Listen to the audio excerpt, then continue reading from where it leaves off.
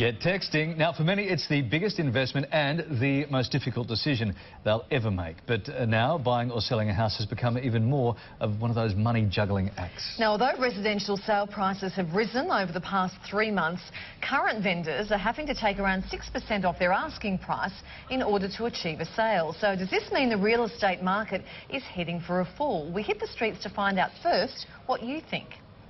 I don't think it's heading for a fall, and I certainly don't think that, vendors are dropping their price 6% at all. I mean, there may be some adjustment because they're overpricing. They're asking too much in the first place, but I mean, the market adjusts. Well, I think it's way out of gear. It's much too high. I mean, I think it's so hard for the younger people. I don't know how they'll ever manage to get a house for themselves without huge mortgages and so on. I think it's inevitable. There will be a bubble. When it's going to break, whether this is just a dip, I don't know. Funny you say that. We've got a house on the market at the moment, and we don't want to drop our price by 6 or 7%.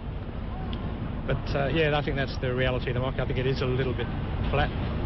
The money expert Anthony Bell joins us now with more. Hi, Ant.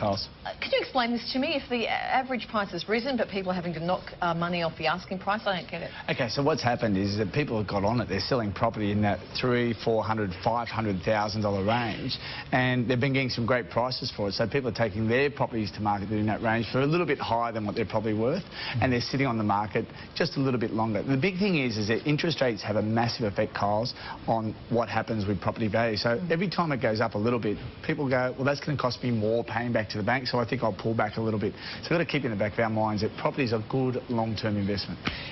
Does the flip side to that apply too when interest rates don't go up and they're stable at present? So consumer confidence is up and real estate agents are cashing in on that sort of move as well, aren't they? Unbelievable. See, I mean, that's the parody of it. If you go back, Laz, into global financial crisis, we were lending at 4.5% or 5%. Yeah. So people are saying, I don't care that the world's in crisis.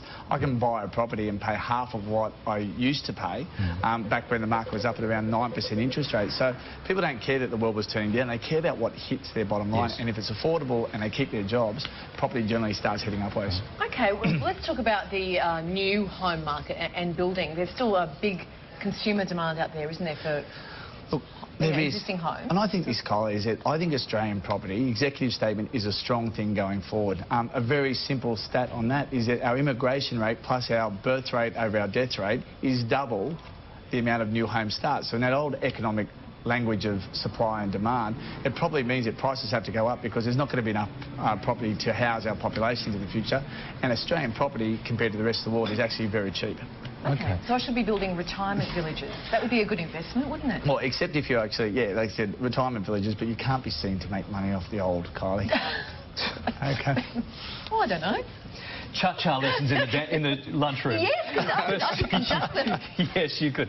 First home buyers kind of getting the short end of the stick, right? The government grants have expired. What sort of advice would the government grants are still around, but they have come down a little bit from where they started. So they're still out there. You can still get some government grants to help support it.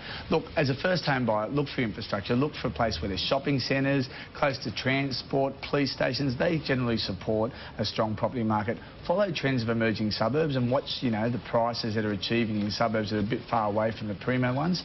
And also, when I go into a place, I always say, would I rent this place myself? If it was actually up on the market and I was going to sort of own it and wonder whether or not I'll achieve a tenant, I always say to myself, would I actually rent it as well? Sure. You had there, January's a good time to buy, so I'm taking January's a bad time to sell. There's a bit of a tip there. So what happens, a lot of people take their property, Kyles, to market in November and December, and unfortunately, they don't get away. And they go to Christmas and they sort of start to get that seller's remorse, and they say, you know what, just sell it. And it's on the market in January. There's not a lot of buyers around. There's not a lot of activity around it, and it's usually a bit of an old tip. It's not a bad time to come in and grab a great property. Pick up a bargain. A bit of a bargain, yeah. Apartments versus houses in this market? We're turning back to an apartment living style. We've seen that in America and particularly in London. And then, the old days of a block of land and a house is still a strong thing. But people are starting, Laz, to, even with their families, tolerate living, sort of 3 floors up from the ground and go for the lack of maintenance that comes with an apartment. So I think apartments in Australia will have a good run. OK, mate, good to see you. And remember, as we say here on The Morning Show, the grass is always greener in Gillies Garden. retirementvillage.com.au/Gillies Garden. Thank you, mate. I just thought it could be a good opportunity. Not that I've got any money to be building. I can see you on New Zealand, bro. Cha-cha-cha-cha-cha. Well, you what works. You've got for to do what you've got to do. Yeah.